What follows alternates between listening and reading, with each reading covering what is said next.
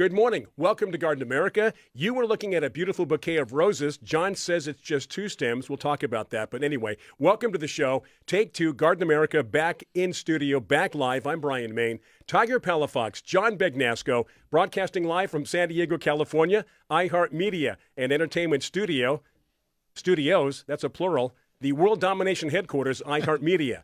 There's only one studio nowadays. Yeah, and that's the studio here, right? So, John, we've taken 2. We're back live. We've got the audio, the video working. Tell us about these beautiful roses that we kicked off the show with. All right. It's a rose variety called terracotta. Terracotta. And, I got to be honest. There's 2 roses called terracotta. One is all one word and one is 2 words. And I don't know which one this is. Wow, but they don't make it difficult at all with the rose names. So you say there's 2 different roses named terracotta, but right. One with a space in it. But they look the same. Now wait a second. Make it even more confusing. Don't you think that's silly? Why would you have the same name but spell it differently? Oh, there's probably, I would say there's some roses or rose names that have as many as 6 or 7 different roses with the exact same name. Yeah. It's especially popular in Europe to use the name over and over again. And the reason there was they never used patents. They used trademarks. And if you own a trademark, nobody can use that name. So when you stop growing a rose that's 10, 15 years old and you come up with another one and you're not creative, just use the same name over again. Well, that doesn't really answer my question. It's still silly. I don't even remember what your question was. That I thought it was silly that there's 2 terracottas, one that's a continuous name and one with a space, and then you proceeded to explain how it's done in Europe. But you got to think, like, roses are marketed worldwide. Sure, So, right. So meaning, what we have going on here in the United States in terms of rose marketing and varietals and things like that could be different in other parts of the world, and probably not. I mean, John has seen this just ridiculous amount of growth in terms of growers sharing information. Back before the internet, if somebody was growing varieties in Europe, they would have no clue what was actually happening in the United States at the same time, because it takes so many years to develop and create and kind of go, and then you bring it to market. Except by word of mouth, which would take a while to probably catch up. Right. Where now it's instantaneous. You can find out immediately. Exactly. And like John's saying, they worked off of patents and not trademarks. Right. So when they would go to patent it, oh, yeah, whatever. There's nothing named this. You can have it. But meanwhile, nowadays, you go online, you can find exactly. I mean, look at the Help Me Find Roses. You can find all the names of all the roses out there. That's virtually all. Yeah. A good example of what you're talking about is look at Japan. Seizo Suzuki was Japan's most famous rose breeder. Mm-hmm. And if you look at the names of some of his roses, Amatsu Otome, or let's see, what's another good one? Seiko. Anyway, lots of Sakura Gasumi. Those are not catchy names in the U.S. No. But back when they had the All-American Rose selections, he submitted some roses. So he ended up winning 2 awards, and one of the roses in the U.S. was called French Perfume. And another one was called Mikado, which is still a Japanese name, but at least you can understand it. Yeah, for sure. Was the French Perfume, is that the name he gave the rose in Japanese? No, he gave it an English name to try to win. That's funny. It's more understandable now. Yeah, why that could happen. And back to terracotta, there's the 2 roses that are called terracotta. One was bred in New Zealand, and the other was from France and is just a sport of Leonidas. And Leonidas is sometimes, Martha Stewart, I think, used to call it the chocolate rose, because Leonidas is a famous brand of Belgian chocolate. And that rose is this color, but an orange background. Yeah. Yeah, more orangey. Yeah. Yeah, the reverse petal is orange. And again, we should reiterate 2 stems. That's This all. particular one. This yes. one, right? Just yeah, 2 I stems. actually, one was the stem was so heavy it was laying on the ground, so I just went to prune it up, cut it off, and I thought, I'll just cut another one and bring it in. Now, Show is this people. terracotta susceptible to that? You know how Florist roses get disease? No. You know how like they talk about like black baccarat. If you grow it in the sun, it's really not black. Or in but if you grow it kind of more shaded, it really shows its color. So will this show different colors depending on sun shade? Will it be more terracotta looking? Because right now it's more red brick, which I understand Which is it's what terracotta. is. But terracotta is more orangey when you kind of, vision it. Well, first of all, roses look different in the sunlight than they do indoors. Absolutely. Right. I have a lot of seedlings that are blooming now, and I hate to bring them in the house to show Shannon, so I always got to get her to come outside. Because when you bring them in the house, they're not impressive. Right. Okay. But outside, like Manhattan Blue seedlings that I had, one is blooming, and outdoors, it's got some blue in it. The different hues that would show up outside that you don't see in the house. Yeah. Got it. So anyway, this one is. But I mean, if you grew this in the shade, would the coloration of the flower be different? I don't think so. You mentioned black baccarat. That's darker in the sun. Oh, darker. I had it reversed. Yeah. Yeah. And the reason it's darker in the sun is because the petals begin to burn. Mm. If you think of colors absorbing heat, black absorbs the most heat, right? Sure. Yeah. So if you've got black baccarat in the sun, it's going to absorb heat to the point where if it's hot outside, the petals are actually going to burn. Okay. Which is why they never marketed black roses. Because they just Right. burn up. So if you did put it in partial shade, it might look better, But it because shows it's more not going to red. burn. Yeah. Yeah. Yeah. Okay. You know what was funny? Just a few moments ago, before John stepped in to clarify some things, you and I were talking about roses and the history of roses in Europe, and I'm watching John's expression like, these guys don't know what they're talking about. They're going back and forth thinking they know everything about roses. I'm just No, shocked. I I'm just shocked. I would he's never just, think that. He's just now figuring that out. No. I think John puts up with us. Hey, speaking of John, he's got the quote of the week. This is the most exciting part of the program, ladies and gentlemen, boys and girls. A lot of people tune in just for these quotes. So, John, why don't we do it? And it's from one of your favorite people, Lady Bird Johnson. Lady Bird. Yeah. She said, "The environment is where we all meet, where we all have a mutual interest. It's the one thing that all of us share." She was a very eloquent, very nice lady, from what I understand. She was, Lyndon's wife. she was, but in the gardening world, she was famous for promoting wildflowers. There's got to be a rose named after Poppy. her. 2 roses named Two, yeah, after. 2. One rose called Lady Bird, Mm-hmm. and the other one called Lady Bird Johnson.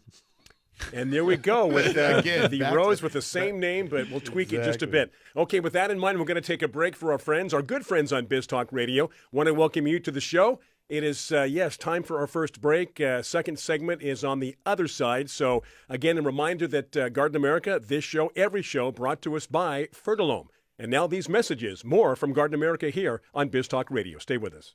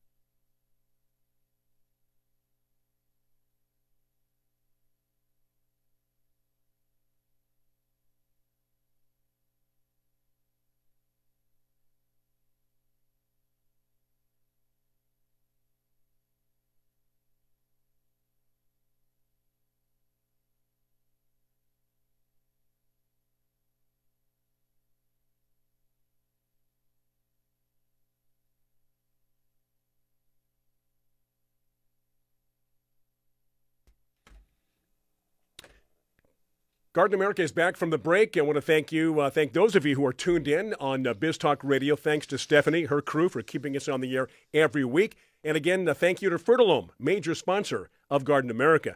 We didn't mention this during the first segment, boys and girls, but we do not have a guest today. It's going to be just the three of us and more of you, our viewers on Facebook Live. Questions, comments, whatever's on your mind as we cruise through the month of May, heading into summer before you know it. June is right around the corner, so whatever you want to talk about, weather-wise, where you're living, different zones, so on and so forth, let us know. And we'll do our best to, as we used to say, John, when it was the Garden Compass, point you in the right direction. You know what I wonder if you were confused with? There was a did you know in the newsletter about the Amazon rainforest. That's where we get like 25% of our, what was the percentage of our oxygen? Right? Yes. Okay, That wasn't going to be my point. No, but I want to make sure that I'm on the same article path. That's where our packages come from, right? The ones that show Amazon, up on our doorstep. right? Oh, yeah, Every day. It's pretty good, Tiger. The picture kind of looked like a redwood. It was a picture from the bottom up. You know Is that what you were thinking I got of? that confused with Dana and I had a conversation. We were watching something about the redwoods, and there was a still picture of a car driving through a redwood tree. And for some reason, your newsletter and my brain put the two together. There you go. Okay. Okay. And the article was about growing vegetables in containers.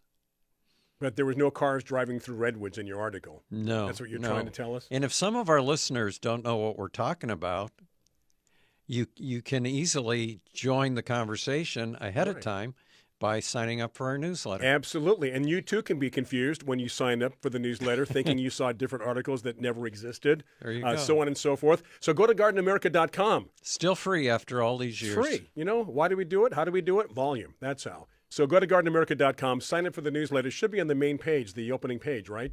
Home page, as they say. Make it very easy for those people to navigate through the Garden America website. And you will make our webmaster, Daniel, very, very happy. And we still have that car being offered, a brand new car, Right. for the 1 millionth person to sign up. Exactly. Now, we started this a 2 or 3 years ago, so the car's not really new anymore. I think it's a 2019. And Brian's been driving it. Yeah, I'm still driving it. I've only got 60,000 miles on it, so it's still new. It'll be new to you if you win the car.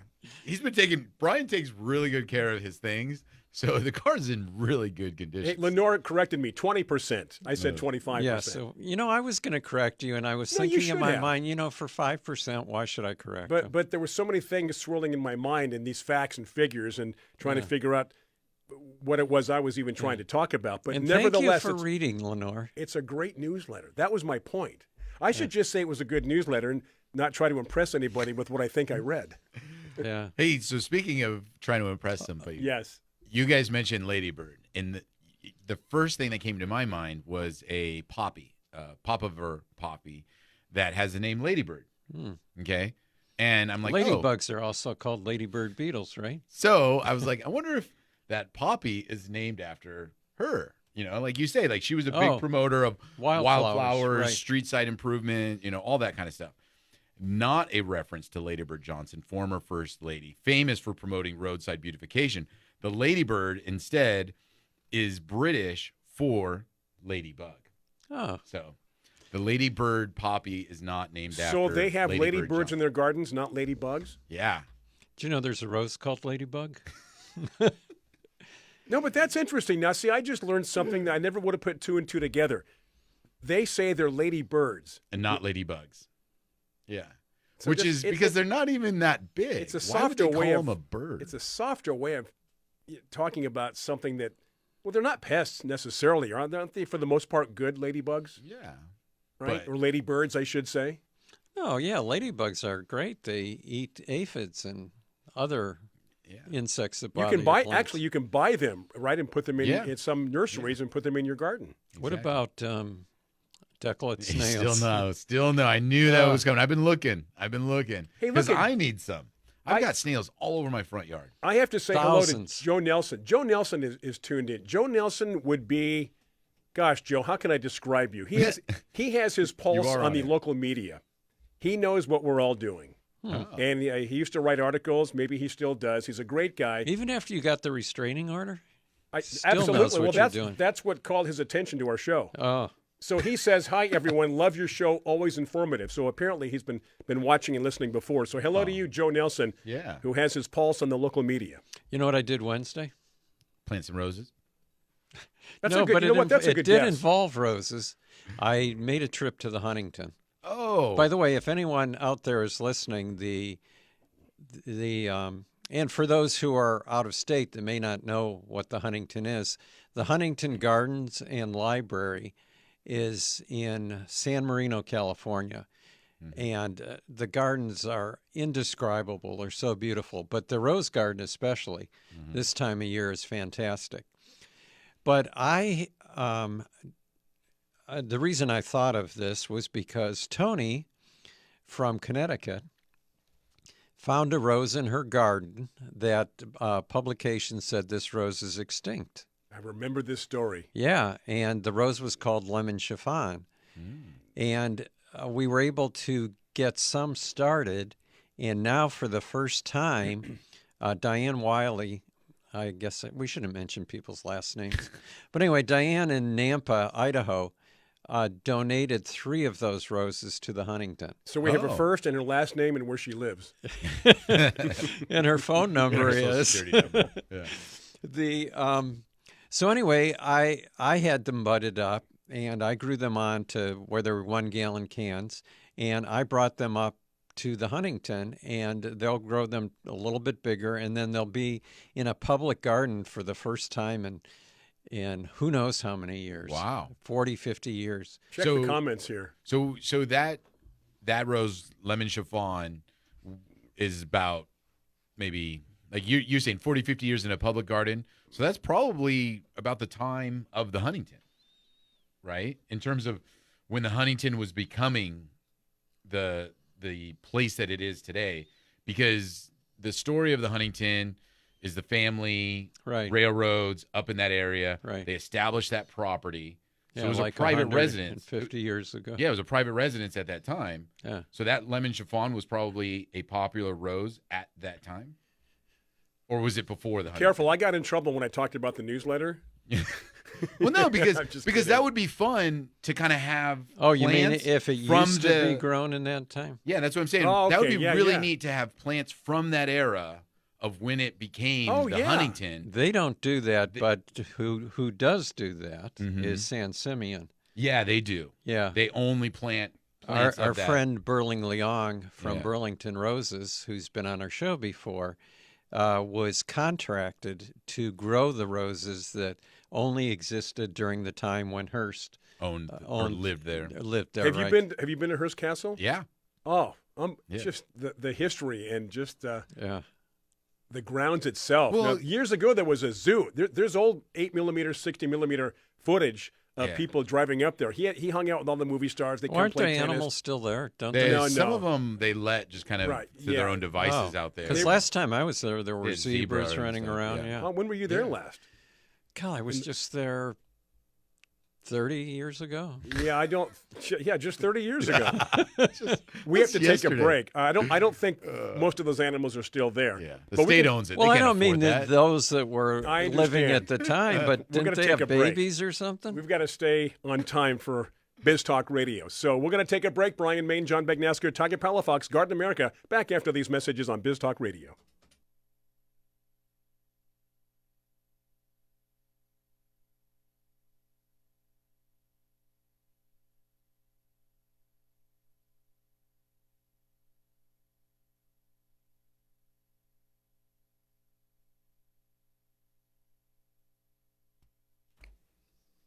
Well, thank you for sitting through that break. Those on Biz Talk Radio, listening to the radio. Those on Facebook Live, watching us live on Facebook.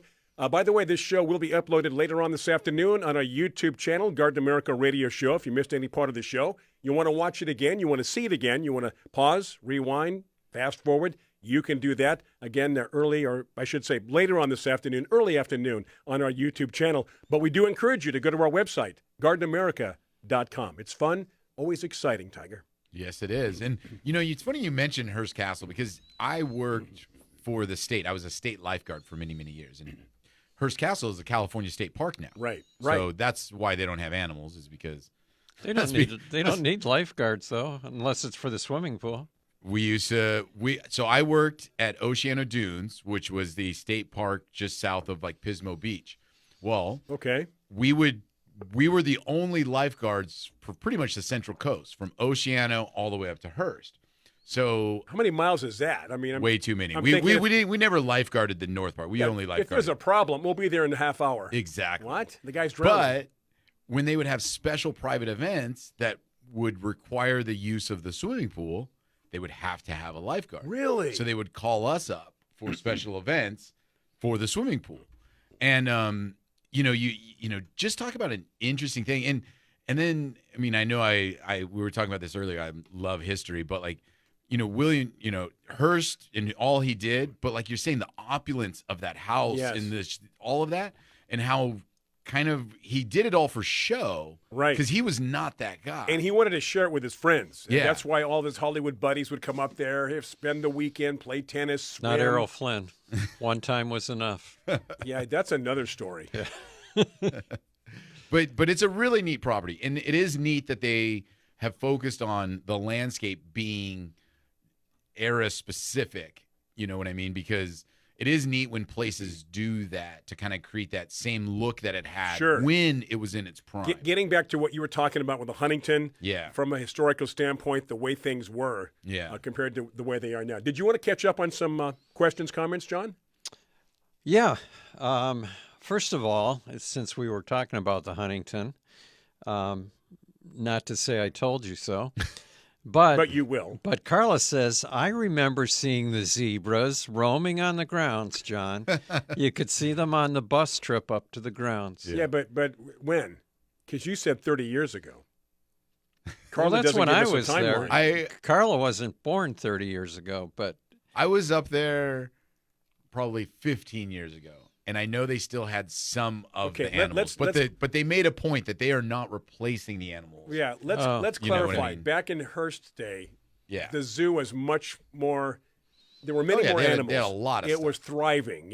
They had much more variety. So like Neverland, right? Yeah. Oh, Michael Jackson. Yeah. You know what? I read something where he got his inspiration for those animals, bringing all those animals into Neverland. From Hearst Castle? I think it might have been. I think he took a trip up to Hearst Castle and at some point. I don't know. It's not too far away. But I'm not going to take you to Neverland, John, if that's what you're fishing for. Adnat Khan says that his crepe myrtle hasn't started new growth. Why? Where's he at? Or she? I don't know where they're at. Okay. If you could let us know where you're from, that would give us a start. But it depends on the season, on the temperatures. Assuming the plant's still alive, and you can tell that easily by taking your fingernail, right, and scraping the bark. If it's green underneath, it's still alive. The cambium layer? Is that called the cambium layer? Cambium. Cambium layer? No R. No R? I've always used the R. I know. And you can do that on a new part of the plant too, not just the trunk. Like sometimes, you try to do it on a trunk, it's tough with your nail. Right, yeah. But like if you do it on a new branch, easy. Or sometimes you can bend the branches. If they snap, they're dead. But if the weather hasn't been warm enough, it can be delayed in coming out, right? Yeah. Crepe myrtles love their heat. So. Yeah, the hotter the better. Yeah. There's still zebras at Hearst Castle property. Oh. Somebody said it? See what you do? You take a little left turn on the garden show, and people chime in. This is why we rely on our listeners and our viewers. They're much more intelligent than we are. Tony wants to know where Diane got the lemon chiffon roses. Did she have them in her garden? No, those roses came from you, Tony. The one that we got started, we started 2 plants of, and then we sold one in the auction. And I believe that we sold 2 in the auction, and I believe Diane bought one of them.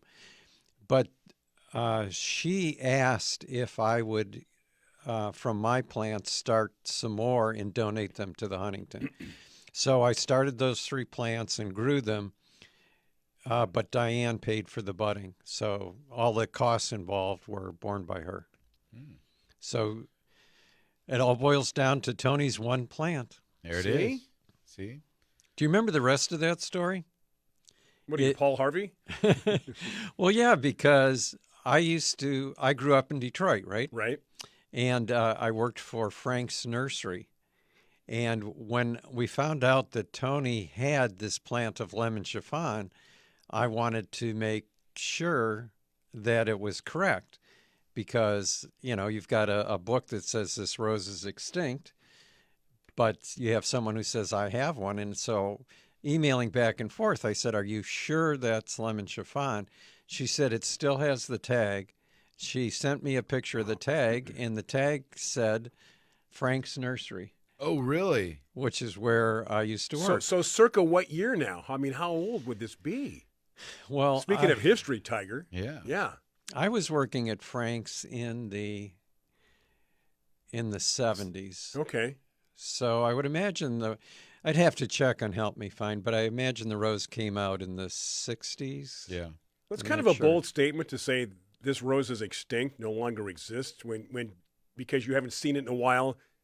I mean, it's kind of a blanket statement. It's like the golden toad of New Zealand, right? No, Costa Rica. Costa Rica. Yeah, exactly. Yeah. Why did I say New Zealand? But Because you like New Zealand and want to go back. No, the reason I was saying New Zealand is because I had a New Zealand rose that was growing under my window, and I moved it near the terracotta that I was just looking at. One word terracotta.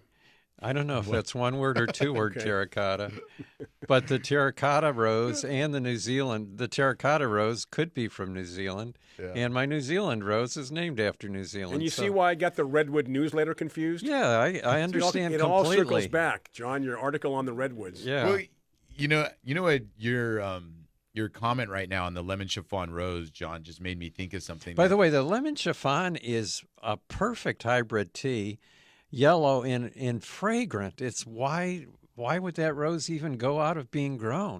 It was spectacular. Sorry to interrupt, Tiger. it's Go all right. ahead. No, but You know why I interrupt you, by the way, just quickly, is because I know you will not lose your train of See, thought. I was going to say the same thing. Exactly. I was going to say it doesn't matter because he'll know exactly what he was Right. going to say. Right. What he started to say. But I was just Anyway, I was just Tiger. sympathizing. I was just going to sympathize with all the rose people out there because back in that 60s, 70s, 80s, 90s, they sold roses with these wonderful metal tags Yes. that were on each They were rose, like dog tags. and it would last There was forever. only one company in the country that made those tags, too. Oh, really? Yeah. Oh, wow. That's shocking to me that only one company made those tags. Yeah. But they made it, and they made it a metal tag, and the words were, what would you call that? Beveled? They were impressioned on the Right. tag. Like if you were going to make a dog tag or something like that. Yeah, it was like a punched dog out, tag, like punched out. Yeah, Yeah, they were so, like embossed. So even if it Yeah. faded, Still there. you still knew what it was. You can still make out. And they made them out of a metal that really didn't, I don't know, stainless steel. I don't know what it was, but like I they know didn't exactly. really I can picture it. galvanize. It didn't break down. And so, that rose could be 50 years old, and you'd go up to it, look at the bottom, and there'd be a little metal tag. And you say, oh, this is a hot cocoa. This is a terracotta, one word, whatever it is. Nowadays, they don't do metal tags. They just barely do plastic tags. They all fade. There's no real great identifiers. And so going forward, it's going to be really hard to know what some roses are because there would just be nothing identifying it. Did you see what Joseph wrote?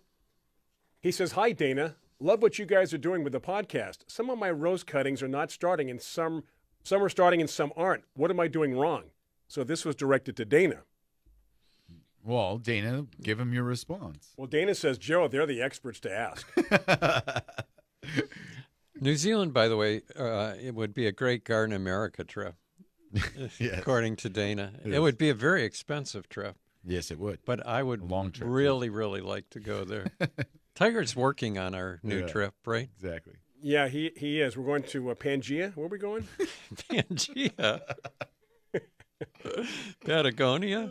Patagonia. Yeah. Well, I think Pangea was what they called Called the world when it was all together. when it was all together. Yeah. Okay, let's catch up. We've got a few. Well, we had. Can we answer Joe's No. question though? Well, we have a seriously? couple people asking about Well, you know what? starting roses. We're from going to take a cuttings. break. I'm glad I checked the clock. All right, Stay well, with us. You have to remind me. I when will. we We're come going to take a back. break for Biz Talk Radio. On the other side, we'll come back and answer your questions here on Garden America.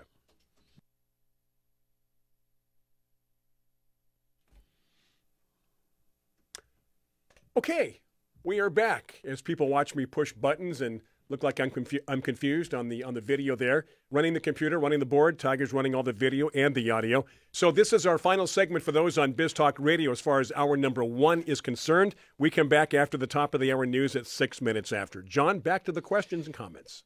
Yeah, we've got several questions about rooting roses. I think it was Joey mentioned that he was rooting roses in water. That is virtually impossible to do.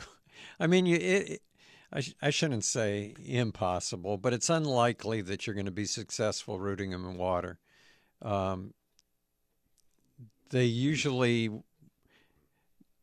not going to form roots, and if they do, transferring them from water to soil will usually kill them.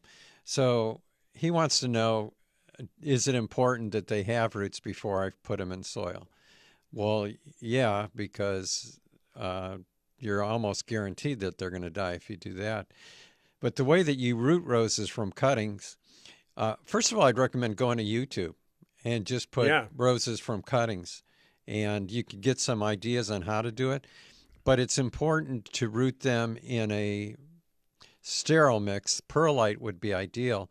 But the way to do it would be to get a 1-gallon Ziploc bag, fill the bottom third with perlite, moist perlite, and then dip your roses in a rooting hormone and then just stick them in there and seal the top and see how long it takes for them to root. I've seen you some do will, that. some won't. I've seen you do that. Yeah. So if we're getting, results about how, sometimes they do, sometimes they don't, that's the way it is. That's the reason. Yeah. Jackson and Perkins uses the metal tags, Tiger. They still do? That comes from I wonder if you have to buy those Lisa separate. Martin. Really? Because that's wonderful, right? To be able to kind of have that name on the plant. It's kind of an almost forever tag. Yeah, really is. I mean, look at that. John was talking about that refound rose, and it still has a tag on it and still know the name of it. I mean, when did Tony identify that rose? Oh, it wasn't a metal tag. It was. it was just a it plastic. was actually a plastic. Was it? Tag? Yeah. But still, it might have had a metal tag too, but the Frank's Nursery part of it was on a printed tag. what about Tiger? What about your little tag gadget that you started to play with? Yeah. No, I You like still that. use it? Yeah, the little printer, the tag Right, printer. and you made a tag for me, Green Planet. Yeah. And as John said, of all the roses I have, that's probably not a tag I would need because it's so obvious what it is. By the way, your cuttings took off, didn't they? From that you took from my Green Planet, right? About a year ago? Yeah, we had it in the auction. Beautiful. Sold it for less than what you paid for yours, so. Well, that happens, right? It's almost, roses and auctions are like the economy, like the stock market. Yeah, you never know. That's right. Princess Chichibu, we've sold twice for under $50. Say that again. Princess Chichibu. I just like when you say it. Come here, my little Princess Chichi-Boo. That'd be my little Chichibu. My little Chichi-Boo. I lost my train of thought. Princess Chichi-Boo. Oh, yeah. So we sold it twice, and this time it went for over $300. Yeah, supply and demand. What do people want? What's hard, what is hard to find that they can only get at the auction? Yeah, it's usually what do two people want. That's what drives the price up. Yeah, that's They true. both want the same thing. Carla says that Flower Patch Farms has a great video on rose cuttings. So she refers to it often. So there you go, Joey. Back to the metal tags on roses.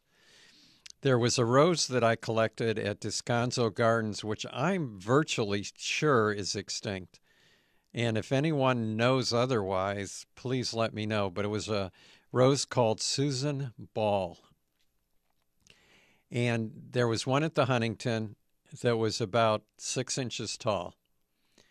And I cut it in half, took 3 inches home, rooted it, and then went somewhere for a few days and came back, and somebody had knocked the pot over, it dried out, and it died.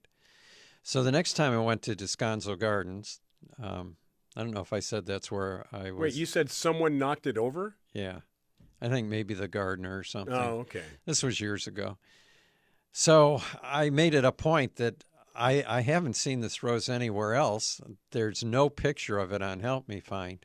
I know it's got to be really rare. When I go up there, I've got to find it and convince Descanso to dig it up to save it. So I go up there, and if you've ever searched for roses in gardens that you're not familiar with, I thought I remembered where it was, but there was nothing in that area. Where do you start? Yeah. So there was a person there who worked at Descanso that had the plot plan of where every rose was. Oh, wow. So they brought it out and they said, okay, here's where it is. We walk over, there's nothing there. And then we start digging in the ground a little bit, moving leaves and things around, and there's a metal tag that says Susan Ball. The rose is gone. Oh. Nothing was left but the tag. But the tag. Dang. And now that I think of it, I wish I would have saved that tag. You know, it would be like a memory of what once was. Yeah. Right, finding an old coin. Yeah, an old Roman coin. So Bullion. I wanted to ask you, Tiger, because in the newsletter, I wrote an article about growing some vegetables in containers, and some things are easy, but do you guys find that there's a renewed interest? Because it seems like there's more varieties of vegetables suited to container growing than there used to be. You know, it used to be people were planting acres with tractors and things Right. like that. But now, if you've got a little home, you still want to grow something. Right. And you exactly. still can, too. I think that in a lot of people's minds, if they don't have the space, well, I can't grow edibles, or I can't grow, this requires a lot of space, I don't have the land. So maybe people are realizing that there are some you can. I mean, even that veggie pod that I had that I gave you, Tiger, that you took, not necessarily a pot, but certainly not a huge area, and you could grow different varieties within the same soil. Space, yeah. And it's funny, you know, because it's two extremes on people. You know, number one, people, like you say, maybe think they can't. They don't have the room, they don't have the space to do it, so they just don't even try.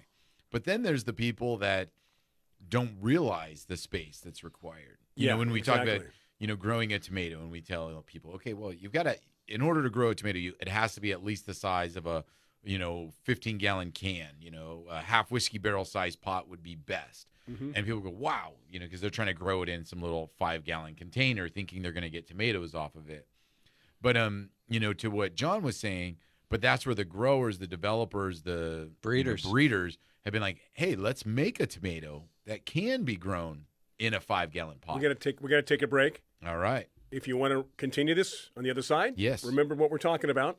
News coming up, top of the hour right now here on Biz Talk Radio. We're coming back at 6 minutes after. For those on Facebook Live, back even quicker. This is Garden America. Thank you for joining us.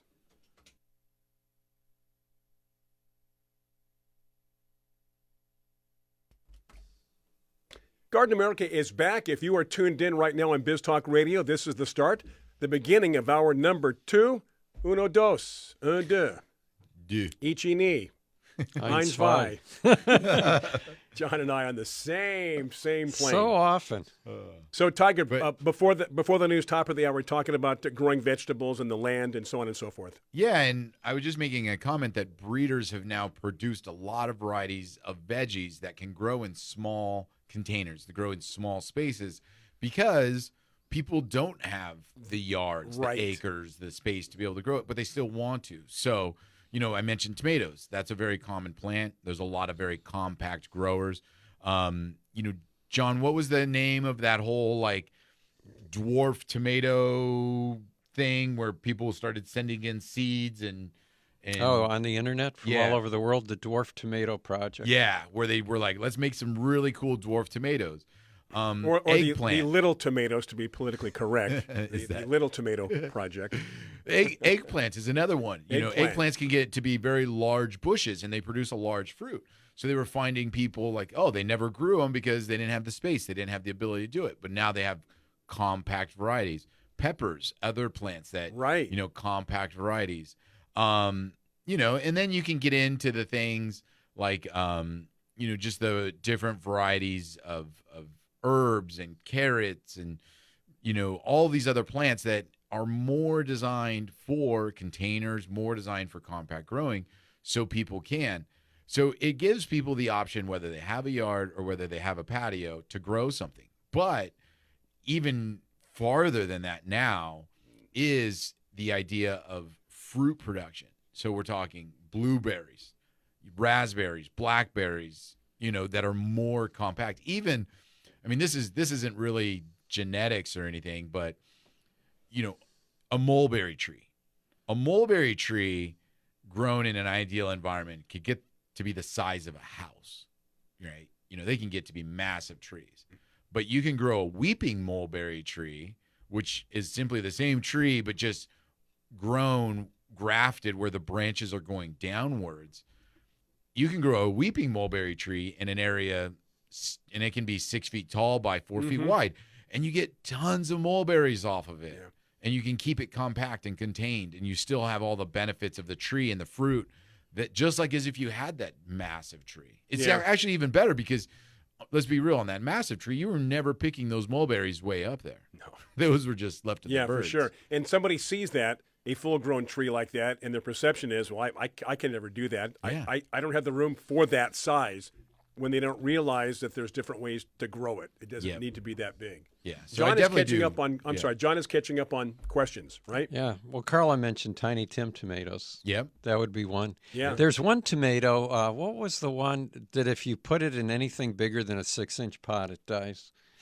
A 6-inch pot, really? Yeah. Oh, I it don't know. actually will fruit in a 4-inch pot. Whoa. What Wow. is I'm not sure. Dies. Micro Tom?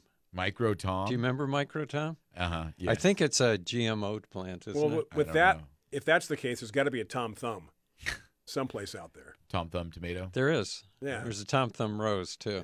Yeah. Shocking. See, I throw these out, and John right away says, "There's already a rose named after that." There's Yeah, a there's a- beach rose. There's a magic rose. I'm just looking at words now. One of the cuttings they brought back from the Huntington was called Magic Red. Look at that. See? Yeah. Anyway, John. John says that I missed a question much earlier, and Oh. yes, I did because I didn't even see it. He said my niece's neighbor told her that iceberg roses aren't really roses, but some sort of offspring from a German plant. Do I know what she's talking about? She doesn't know what she's talking about. Iceberg roses are roses. Right, in the truest The sense only of thing the word. I'm trying to think, what could she be referring to? Cordes, who is a German rose breeder, was the one who produced the rose, and in Germany it's called Schneewitzen. Makes so Do you know what that translates to? Schnee is snow. Okay. Schneewitzen? Witzen is So- like which? Maybe it's iceberg. Maybe it's it is. iceberg in German. It's also, we usually call it a floribunda, but I think it has some hybrid musk in the background. Right. But hybrid musks are roses, so I can see what I have heard people talk about how icebergs are not roses because they are not, like you're saying, the true sense of a hybrid tea. You cut it back, all this stuff. You let them just kind of, they're more like a bush, and right? it doesn't have the hybrid tea shape, maybe. So I think people get confused because they go, oh, it's not really a rose. It's just a bush that looks like a rose. But no, it's a rose. It's, it's Yeah. just got a lot You know of, what we haven't And, talked and about? I might have been a little bit too harsh on your neighbor, Oh, but yeah, he was kidding. John was kidding. yeah, but I was kidding. But I've done this myself where I've said that what's the rose they just grew everywhere back Knockout? east? Knockout. I would tell people, knockout's not really a rose. Yeah. It's just a flowering shrub. yeah. But, kind of tongue in cheek because, You don't grow it like you would grow a rose bush. You grow it the exact way you'd grow flowering shrubs, right? Yeah, And same exactly. purpose. It's more of a landscape So then, John, plant. tell us about the imposter rose. What does that have to do with anything? Yeah. Because so he doesn't put two and two together. No, I'm wondering where your mind is going. What are you thinking? Because that was a topic of conversation for a long time, for many months here on Garden America. Many months. Several. Well, for many months we talked about it several years ago. Yeah. So you're talking about roses that aren't really roses, or it is a rose, or whatever the case may be. But for those people catching up with us now that weren't around a few years ago, what about the imposter rose? And why do they call it the imposter rose? Oh, I see where you're going, but I don't think that it's a accurate tangent. And not an accurate tangent. Right. I see. And the reason is you're talking about where the name came from. Where the name came, I want some background. We had people that weren't with us several years ago, Educate even us, last John. week. Educate us. Do you, so educate still us. sell the imposter, by the way? I do not. I need that rose. I'm sure you Oh, probably now do, all of a huh? sudden he Yeah, needs the yeah. rose. After putting me down, what are you I can't talking believe he about? doesn't have one. Why I do you didn't go in mean to that put you direction? down. I can't believe he doesn't have one. When I had one at my old house when I moved, I didn't bring it with me That's because I thought I crazy. could easily I get wish it. we had a picture of it right now we could put up there. Yeah, the rose looks like a clematis, and I remember talking to Star Roses and asked them. It was in their test fields, and I said, "You need to introduce this. It's a great rose," and they said, "Yeah, we think we're going to call it the clematis rose." I go, because it looks like a clematis, right? They go, yeah. And I said, well, why don't you be a little more creative and call it the imposter? And then you can use the marketing technique of, is it a rose pretending to be a clematis or a clematis pretending to be a rose? So they liked that idea, and that's where the name the imposter came Okay, from. how much money did you get from that? Nothing. Yeah, see, why do you do that? You just throw, you as a marketer, a former marketer, you know better than that. But that did lead to a good relationship with them, and later on they paid me to name roses. Okay. 10 cents for every rose they sold. I got, It sounds like that's like a royalty check. yeah, that's basically. what it was. It was a All right, as long royalty. as it came full circle, because that was, dare I say, that was brilliant on your part. Well, over the years, give it I've away. probably gotten close to $10,000 just from the roses Okay. I've named. Okay, that works. Did you find a picture of it, Tiger? I did. I posted a link on to our Facebook Okay, yeah, chat. So beautiful. if There you're it is. interested in the Yeah. imposter rose, there it is. There's a lot of chatter going on in our comments section. Tony wrote, I grow nice tomatoes in my earth box because in my small yard, sometimes they are more productive than others.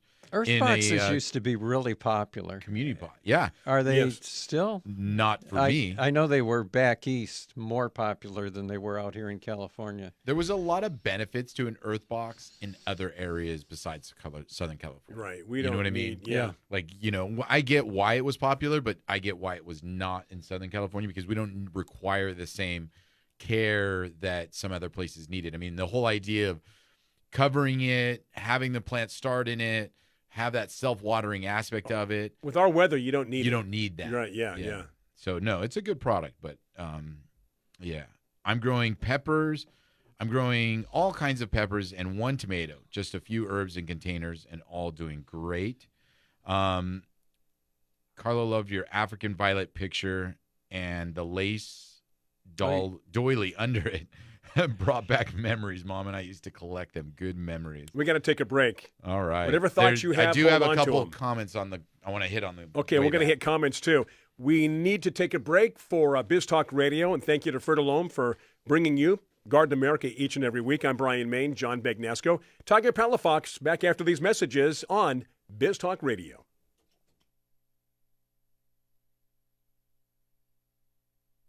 I don't have a picture on the imposter. On It's your just the link? Yeah. You want to say that again? Keep scrolling down. Keep scrolling. Oh, by the way, we are back. You joined us in mid-conversation. No, that's okay. I was watching. John's looking for a picture. Sometimes people You like got to to prep us, Brian. eavesdrop. I Well, did say was stand looking by. for Tiger's picture of the imposter, and I had to scroll down to the It's bottom okay. of the page. Everything was clean. Do you know Nobody that was said supposed to anything. be a series of roses? What was? Imposter series. Like Yeah. they were going to have different colors. No. There was another rose that followed that we called the charlatan. Uh-oh. And the reason for that one was it could be either a bush or a climber. Oh. And so it was like, How about the word pretender? That kind of goes along with. well, the third one was supposed to be the Flim Flam Man. And then that never came out. materialized. No, but wasn't that a great idea Yeah. for a series? Yeah. But we are back from the break. You can join us for our in-studio conversations anytime you'd like. As we're discussing roses, the imposter rose, and the history of some of these roses. Our friend Sue said, Tiger, I have a dahlia blooming. Early, Allied Gardens. Early with a question mark? Early with a question mark. Yes, very early because my dahlias haven't even sprouted. Haven't even. You know what? Mine did this a while back also, Sue, where it like came up. It never bloomed, but it came out completely out of season and then just went back in the ground. And looked up and realized, what month is this? Yeah. So no, that is very early. Yes, very early. That's interesting. I wonder what caused it to come up so early. But usually it would be a heat wave, like in January or February we get some 90-degree temperatures, but that didn't happen this year. Yeah. So, yeah, no, very early, Stu, but take good care of it. Enjoy it now. You could be the talk of the town by having dahlia blossoms at any event. Maybe what you had was a peekaboo dahlia. Peekaboo. Yeah, just, hey, you. Hey, ooh. Bye. Rick, do they graft roses, and is it too late to prune roses now? Rick, they do graft roses. It's not a common practice as much as it used to be. Most of the breeding now is going toward roses that will grow from cuttings, own root. Yeah. And the reason for that is cost. Yep. The people who used to graft roses would actually, it was one main crew, and they would go around the world grafting roses because when they were done grafting in the United States, they were basically out of work until the next season, but they would go to the Southern Hemisphere, and because the seasons were reversed, and they would start working down there grafting roses. And then, take little breaks in between, then come back up here. But, it's funny did you ever see them grafting roses, Tiger? Like in the field? Yeah. Yes. They have a cart that they roll down the aisles, and there's a guy laying on his stomach, and they're pushing him through, and he's budding, grafting the roses as they go along. Yeah. Wow. Yeah. It's like you're saying, it kind of became a moot point nowadays with But the whole point of breeding. that was disease control, right? For the most part? Yeah. I mean, disease, and also, as John mentioned, they would use different rootstock in different regions to make the rose grow better, whether it was dry or hot or wet or anything like that. Rick did ask, though, is it too late to prune roses? Now, he's in Idaho, where I would say here, yeah, I mean, our roses. Don't tell me that. I do it. You know what? I haven't I do finished it anyway. Yeah. I do it anyway. Well, no. But John brings up a good point. Okay. There's the way that you're kind of educated in the way you should do things, which is prune your roses in the winter when they're dormant so they can bud out nice and clean. You remove all the disease foliage, the Are you talking about California? Yeah. Yeah. But, at the same time, I mean, you can go out there in July and clean up your roses, and yeah. it'd be But in okay. Idaho, it's not too late. Yeah, that's what I was going to ask you. Right. Sorry, Go for it, I Rick. went off. Yeah. But in Idaho, I was going to ask you, he's probably still a month away from. No. Their roses are starting to grow actively. Okay. But the problem you run into in Idaho is that you go to hot weather quickly. Oh, Yeah. So So it you- jumps. Yeah, so you can go in July and have a whole month of 100-degree plus days. Oh, geez. So if you've got new growth coming on and the old growth hasn't hardened. But, yeah, I would say if you haven't pruned, you can go ahead and prune. Yeah. You got the go-ahead, Rick. And it really kind of depends also a bit on the type of rose, because like we were talking about the iceberg earlier and how that's more of a bush, in the knockout series, more of a bush. There are those types of roses that They're called, the class is called shrub. yeah, there are those roses Yeah. that, I mean, hey, you can treat them like any other plant. And then there's the roses that, you do need to prune them. Otherwise, the stems will grow too long and the rose will just flop over. Or, if you prune them too late, you're going to cut off all the blooms or things like that. So. By the way, one rose I did not prune, and it right now has hundreds and hundreds, maybe even thousands, is not an exaggeration, is Kendall Marie. Oh, yeah? I should probably take a picture. Yeah, we'd love to see that. It's breathtaking. I mean, it's beyond my wildest dreams. And you've had some wild dreams. Some really wild dreams, yeah. And this is on the hillside, right? Yeah. So it just is like Polyantha Hill. Rambling. It's not really rambling. It's kind of behaved, building up on itself, but it's probably about, I would say, 3 to 4 foot tall by about 5 to 6 feet wide. And do you think that'll be its max, or will it continue to go? Well, if I don't prune it back, Right.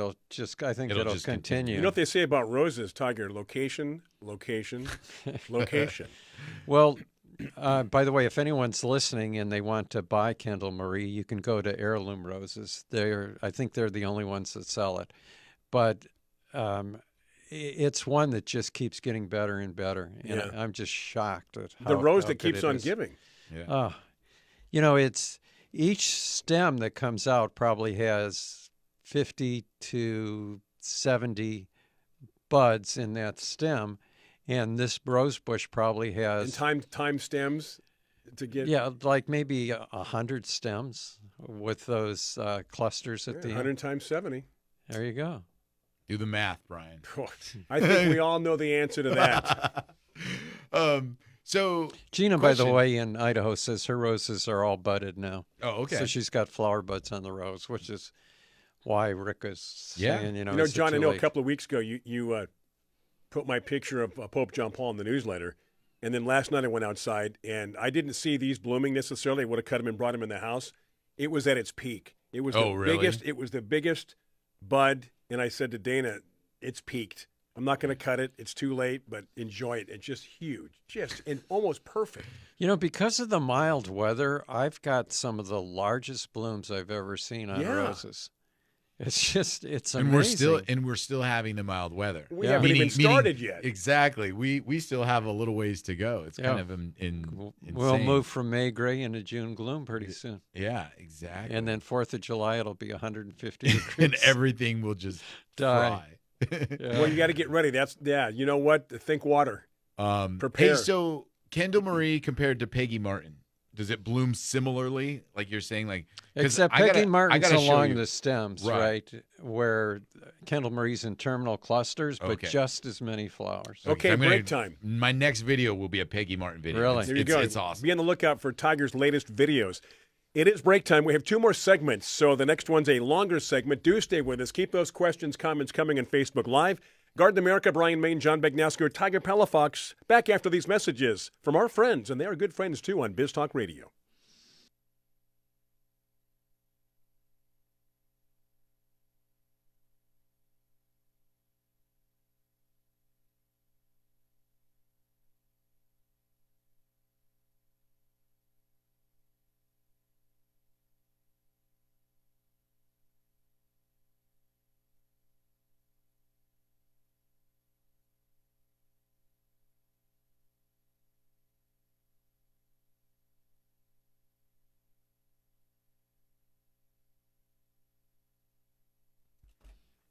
Ah, yes. It is so good to return.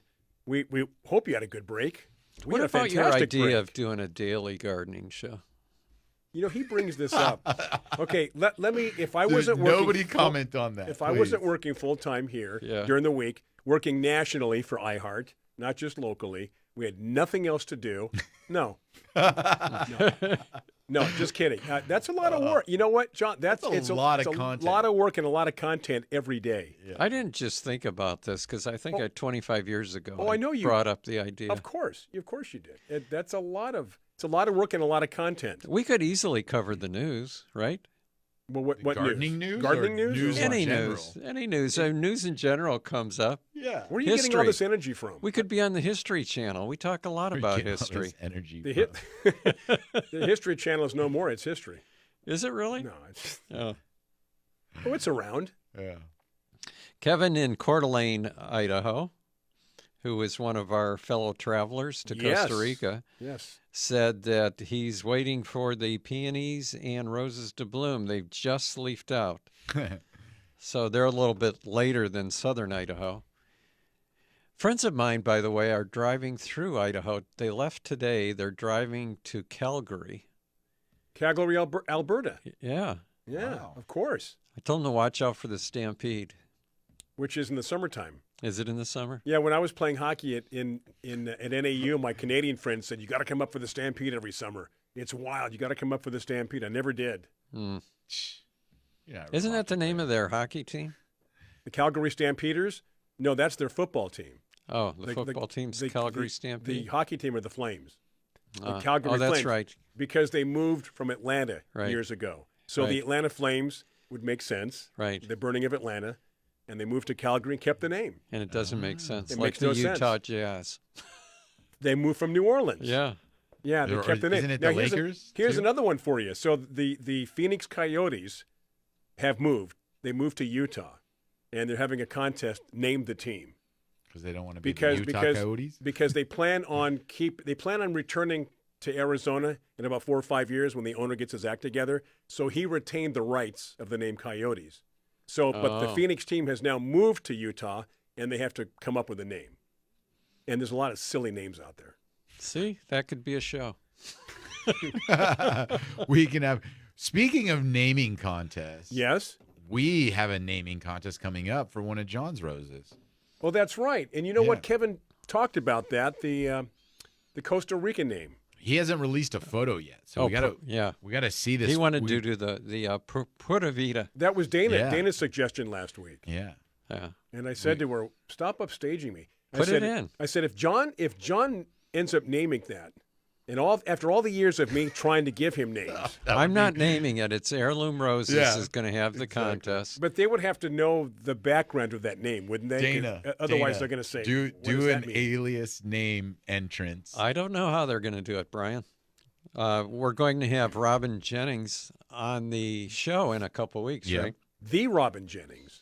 The Wow. yeah, You know Come what? in. We're playing with the big timers now, aren't we? exactly. The holdup so far has been she needs pictures. She needs a picture of the. We Well, need to they're- see the rose, John, to figure out a name for the rose. But you can't just magically create a Here's name. what I don't understand, Tiger. They're growing the rose. Can't you just go out and take a picture of it? Do they have actual like blooming plants right now? I don't know, but I would hope so. Okay. What's the point of having a contest promoting a rose if you don't have anything to sell? Right? But are they blooming where they're at? Well, Where I is don't know. Heirloom Roses? They're in St. Paul, Oregon, So they might Which not have is anything blooming right now. south of Portland. Just because Southern California blooms year round doesn't mean other Well, places. it's possible. do. I sent them the pictures that I had. I had three Uh-huh. pictures. I had a picture of it in a vase, which I had entered into the San Diego Rose Show and won Best Seedling about 3 years ago. Mhm. And then I've got one of a plant in my garden, and then a close-up. So, All right. but I don't know that they're the best pictures. I wasn't thinking at the time I took those pictures that That this was Yeah. going to be used to right. have a name contest. Yeah, I see your point. I see your point. Tanya has two questions for you, or 2 question marks for you. Yeah, I saw that Stampede. Stampede? Yeah. What is it? Well, the Calgary Stampeders is the football team. no, but Yeah, what but is she the wants to know what the Stampede? Calgary Stampede You know what? is. I think it's like a rodeo Right. party, like a Woodstock music, and just a huge celebration. But I think Yeah, a rodeo, right, yeah. John? Yeah. So it's not an actual stampede. It's not like the running of the bulls. No, No. it's not. No. Okay? No, No. it's They don't no. have like horses running through the streets of Calgary. You're not going to get knocked over Okay. necessarily. So it's like a festival. And you Yeah. go up there and Festival. there's It's a a rodeo great- and there's It's concerts. like a Right. huge fiesta. yeah, like a huge fiesta. Got it. Okay. I have a Got daylily called Fiesta, but there's also, like you're wondering, yes, there is a rose called Fiesta. Yes. But it's I am looking for a hibiscus called Fiesta right now. It's not a very unique hibiscus. It's a very common one.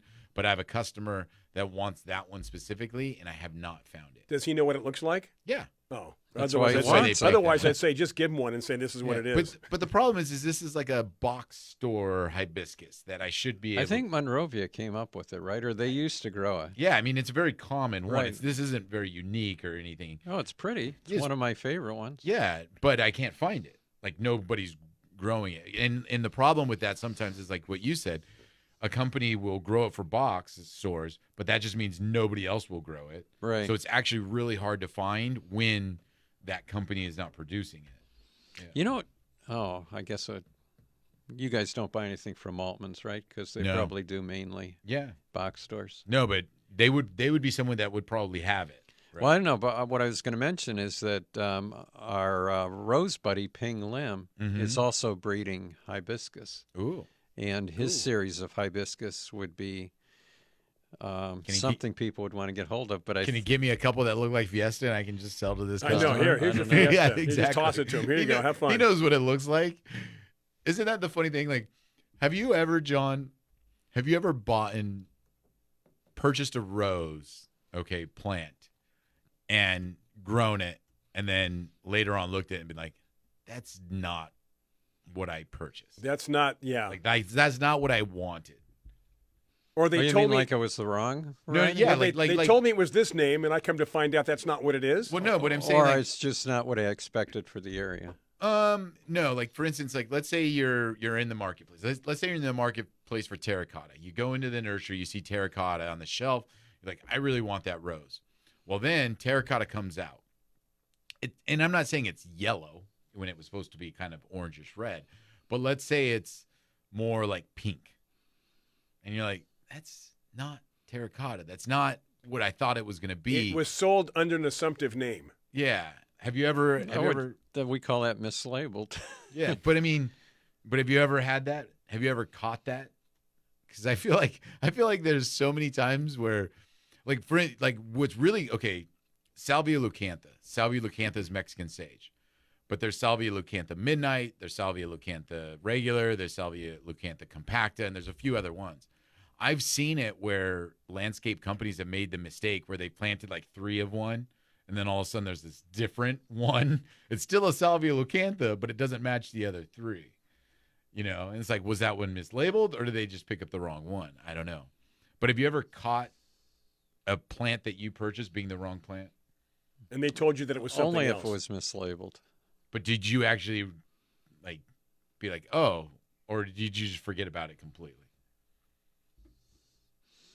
Well, since I can't remember, I would say I forgot about it completely. See, that's the thing with plants. Like, for instance, if you purchased a purple crepe myrtle don't bloom till the summer. Okay. So you can have that plant for 8 months before you see it flower. Let's say I purchased a plant, I brought it in.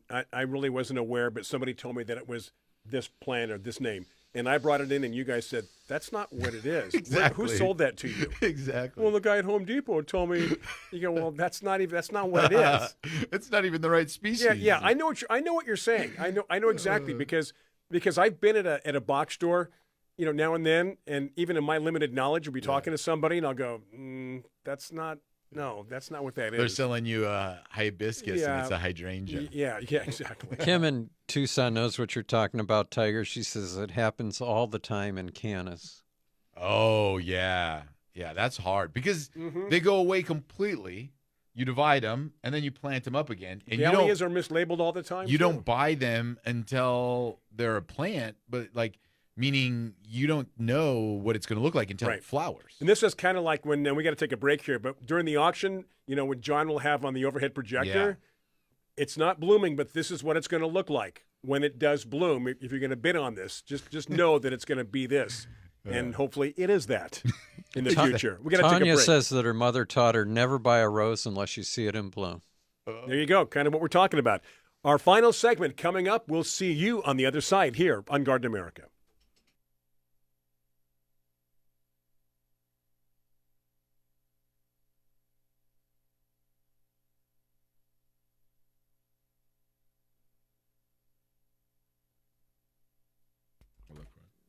Ladies and gentlemen, those on Biz Talk Radio, Facebook Live, we have reached the final segment of this weekend's Garden America show. We're glad you could join us. A lot of people tuned in. Stay with us. We have another 8 minutes or so to go before we officially say goodbye, John. First time in a while, our friend from Pakistan, Hastam, has joined us. I saw that. He got two little hearts. He loves the show. We love you, my friend. We do. And then, Tiger, did you see what Carla's question was about roses? I'm looking. If we can't find it, I Carla, don't you can see repeat it or rewrite it. Yeah. Well, while Tiger's looking for that, John says that his Australian finger lime is struggling and losing its leaves. He said he acclimated it for 2 weeks and put it in a 60-inch pot. The soil's moist but not wet. Suggestions. There's a couple things you could do. One is see if you can get some HB101. There you go. And mix a capful of that in a watering can with any kind of organic water soluble and pour it over the top of the plant. And then make sure the soil does dry out. He said the soil's not wet, So it's maybe moist. there's not good drainage? But, well, I'm just saying don't let it dry out a little. Okay. You don't want to keep the soil wet all the time while the roots are acclimating. But the HB101 will really help a lot. Mm-hmm. So that with, mixed with a liquid kelp or something. And by pouring it, even if the leaves aren't doing well, that can not shock the plant, but spur it on to growth just through the stems itself. And I think it's unusual because a lot of people think, well, let me just pour it onto the soil or into the soil. And in this case, with HB101, just pour it over the plant like it's taking a shower. Sherry wants to know what kind of soil to recommend for bumping up the bauhinia that she and I both just got from Gabriel Plants. I think we know the answer to that, right, John? Our favorite soil? Well, is there a soil you'd recommend, Tiger? For citrus? No, this one was for the bauhinia, the pink bauhinia. Oh. I used the Happy Frog, but I was wondering if there was a fertile loam soil. No? No, I mean, yeah, any good, and they like water a bit, so, any kind of potting soil. The Happy Frog or the Amused Toad. I put mine into I think it was a 5-inch pot, and I used just the Happy Frog potting soil and then put a little bit of organic food, just a tiny bit in, and it's probably grown in just a little over a week, almost an inch. Yeah, I mean, bauhinias are one of those trees that, can tolerate going dry, but they also will respond really well to lots of water. So if you want it to grow faster, fertilize and water regularly, but at the same time, it'll tolerate a lot. You have HB101 at the nursery, right? Yes. Yeah. Can you bring me a bottle next week? I'll remind you. Yeah. Okay. If you're giving it away, I'll take 2 or 3. You're giving it with $30 a bottle, right? Yeah, something like that. That's pretty expensive. But here's the thing: of all goes the a products, long way. of all the products we recommend, 9 out of 10 times you'll see a result. You'll be amazed. This stuff is magic. Yes. Don't ask us how it works or why. Yes. I got Carla's question. Is it the one about the hose? Yeah, correct. Okay. So she was asking a question. Her hose nozzle leaks when she threads it onto the hose, and it sounds like the hose, The little rubber, the yeah, it looks gasket. it sounds like the hose, male part of the hose is kind of maybe a little bit tweaked, where whatever nozzle she puts on there, it's not threading on properly. You're not. So remember, you're not alone.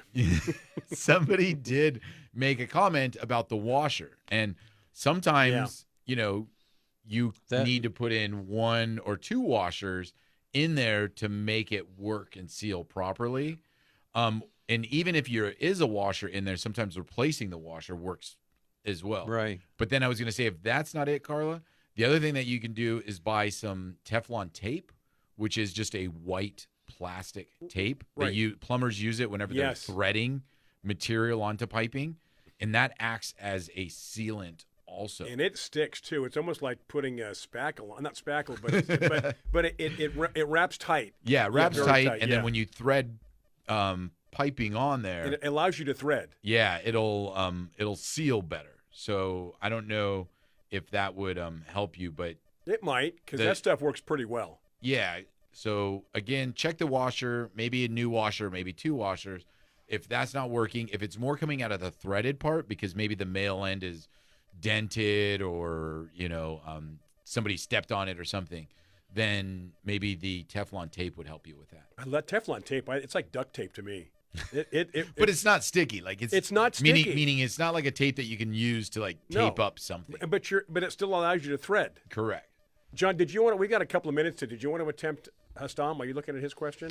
I was just reading it now. He says, as we're discussing hibiscus at their nursery, a customer asked a question about hibiscus for making hibiscus tea. Yeah. And I know there's a specific variety for hibiscus tea. And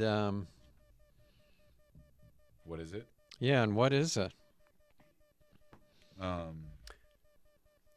Tiger's going to look that up real quick because we've got about a minute too here. We're getting toward the end. Well, if not, we can. You know what? I can put an article in the newsletter about making hibiscus tea. How about that? There you go. Okay, there's another reason to subscribe to the newsletter. Hastam, John is going to organize and put together an article, and we'll go from there. Hibiscus, and then John will correct me. Yeah. Sabdarifa. Okay, so it's a specific species. Yeah. That's the one they use. That's the one that they use, and they use that one for hibiscus tea. They also use that one for Jamaica, which is the red Mexican, not Spanish, Mexican drink. Yeah. That is made out of hibiscus flowers. Jamaica is made out. And there you go. And with that, we have to say goodbye. Thank you. Boy, great turnout today as far as people on Facebook Live watching the show, listening to the show. Those on Biz Talk Radio, thank you very much. We're going to take the rest of the weekend off, go to our regular jobs during the week, and come back here next weekend here on Garden America. For the entire crew, Tiger Palafox, John Bagnasco, I'm Brian Main. Thank you for supporting us. Thank you to Frutalome for sponsoring Garden America. We'll see you next week. Have a safe week. Until then, get growing, America. Take care.